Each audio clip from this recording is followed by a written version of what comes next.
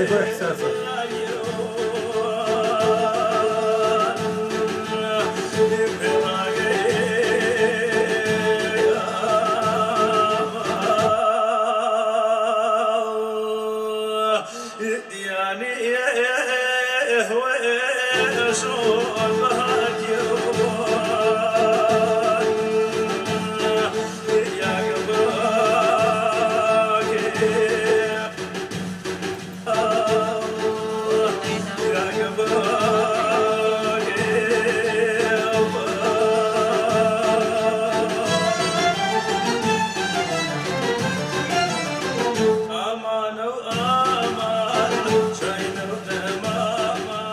من ساڵی 1946 بە تەحدید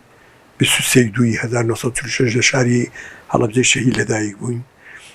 لە بنەڕەتە ئێمە مەردۆخەین کە هاتوون لە قەراغ دانیشتون لەوێ باپیرانم هەندێکیان هاتوون لە هەڵەبجە بوون ئێمەش لێ بووین تاوکو ساڵی 53-54 هاتوینتە سلێمانی لێرەتر ژیانمان بەردەوام کردووە هەتا ئێستا خوێندی سەرەتایم لە حوجرە بوو دوای چوومە قوتابخانەی سەرەتایی دوای ئەوەش ناوەندی و خانەی مامۆستایم لە سلێمانی تەواو کرد هەر لێرە کاری هونەری فێر بووم و وەکو هونەرمەندێک ئیش و کارەکانی خۆم ڕاپەڕان لەگەڵ برادەرەکانمە ئێمە لە ساڵی 64 لەگەڵ هەندێک گەنجە خۆمان نابۆیە گروپێ دروستکەین ئیشی مۆسیقی بکەین فعلەن ئیشی جوانمان کرد و خۆمانە کردو بۆ یەکتر و کاری تازە هاتە پێشەوە بۆ ناو گروپەکە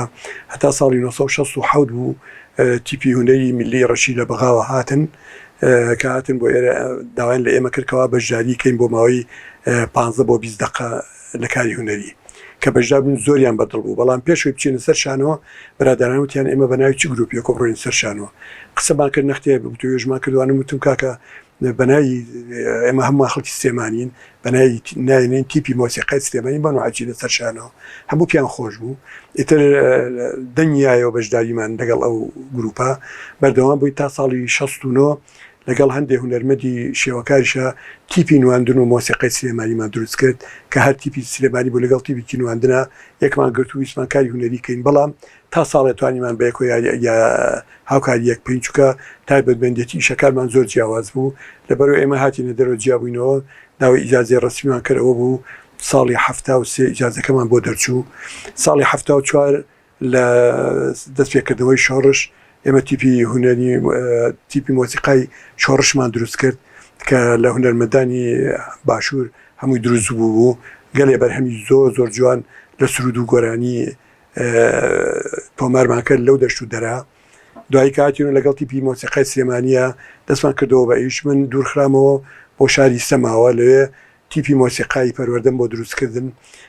کە چالاکی شارەکە ئەڕۆژ بەڕێوە پێوەی کە ساڵی 71 چوومە زانکۆی سلێمانی لێ بەرپرسی بەشی مۆسیقەم لە بەڕێوەتی چالاکی هونەری تیپی زانکۆی سلێمانیمان دروست کرد هینی ملی و هینی گروپی پۆپ و لەگەڵ گروپی ئۆرکسترای ڕۆژهەڵاتی ئەوانە گەلێ چالاکی جوانمان تەقدیم کردکەوە ڕنگانەوەیکی زۆری هەبوو بەو شێوازە بەردەوام بووین لە هەشتاکانە هەندێ چالاکیمان کەم بوو بۆی کەوە شەڕی ئێران عێراق بوو بۆی کەوا نەچین ژێرواریەوەی داوایەکی ئەوەمان لێ بکەن سرودێ بکەین بۆ ئەو ڕژێمە نەمان کرد دوای ڕاپەڕین کە دەستمان پێکردو بە ئیشکردن بە چالاکێکی فراوانترەوە دەستمان کرد بە ئیشکردن چونکە ئازاد بووین ئەوە بوو تیپی ئۆرکسترای سلێمانیمان دروست کرد دوای ئەوە گروپێکی ژانی سلێمانیمان دروست کرد و هەر لە چوارچێوەی ئەوانیشە لە ئەو فەرمانگایانی کەەوە ئیشمان تیا کرد لە پەروەردە تیپی پەروەردەمان دروستە کرد تیپی ئۆرکسترای پەیمانگای هونەرە جوانەکانمان دروست کرد ئەمانە هەموو چالاکی بوون کەەوە دروستمان کرد و تا ئێستاشان ماون و بەردەوام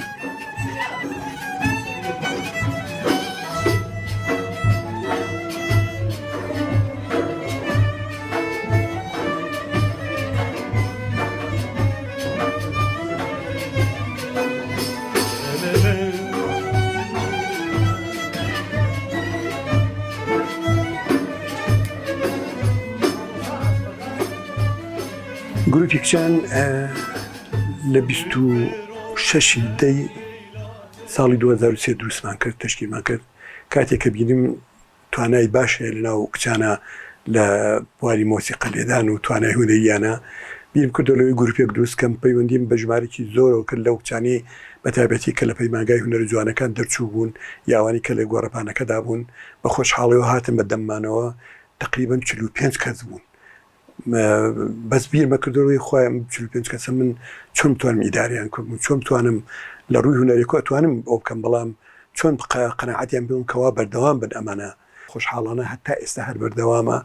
و چالاکیی زۆری هەیە لە شارەکانی کوردستان کە ئەنجامی داوە لە دهۆکەوە بیگە هەتا خانەقین لە شارەکانە پێشوازێکی گەرمی لێکراوە بەرهەمی جوانی پێشکەش کردووە بە هەموو شێوە دیالکتەکانی زمانی کوردی گۆرانی وتراوە.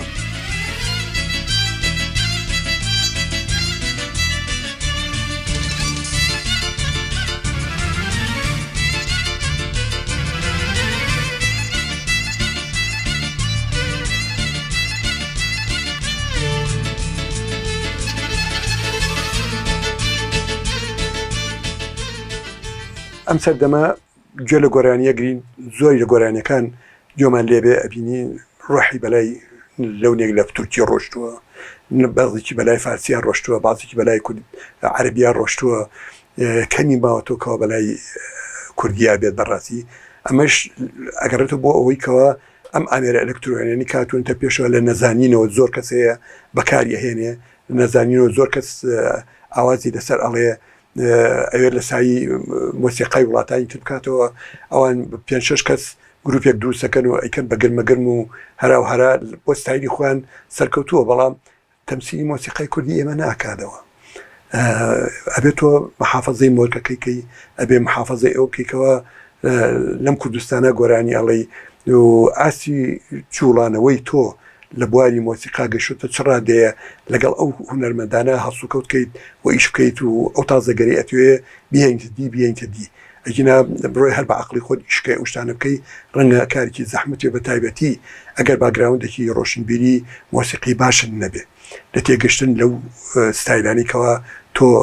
کاری لەگەڵاکەی چکە ئێمە مجتەمەعێکین یا کۆمەلگایەکین لەم ڕۆژهەڵاتە ئاژین بەشێکین لە کۆمەلگای ڕۆژهەڵات لە ناو تورکا لە ناو عەرەبا لە ناو فارسا ئێمەش کوردین چەقی ناوەڕاستی ئەمانەمان گرتووە لە هەموو لای چۆ ئەیانوێ شارستانکی خۆیان فەرزکەن بەسەر ئێمە بۆی کەوە کەلتوری خۆمانمان بیر بچێتەوە بەڵام هونەرمەندی ئەمڕۆ ئەرکی زۆر گرانە ئەبێ دش بە و حاڵتانە بۆسێ و هەوڵ بدا بۆی کەوە کەلتوری خۆی زاڵکە بەسەر هەستی خەڵکەکە لە جاتەیەکەوە ئاوازی تورکی یا فارسی یا عەربی یا هەر شتێکی تر بێگانە بێنی ناو کەلتورەکەمان لە سایی بکەینەوە و کارێکی وا بکەین کەلتوری خۆمان بنێرین بە وڵاتانی تر بۆی کەوە بەو شێوازە بێڵێنەوە و حەقی کۆپیڕایتی خۆتت هەبێ بۆی کەوە نەفەوتە لە ئەوەی کەوە دەستی بەسەرا بگیرێ چگەڵا ڕێزانێکە وێرانە بەخیدم بڕوانە ئەیە چەنگەرانە چگەڵا ڕێزانێکە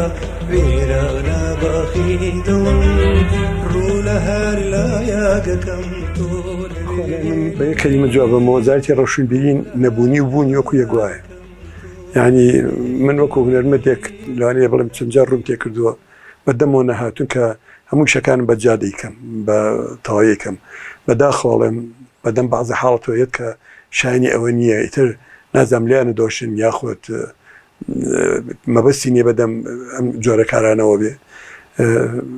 من ڕێیم باش نییە لەسەری پلانی نییە پلانی تا ئێستا چەند ساڵە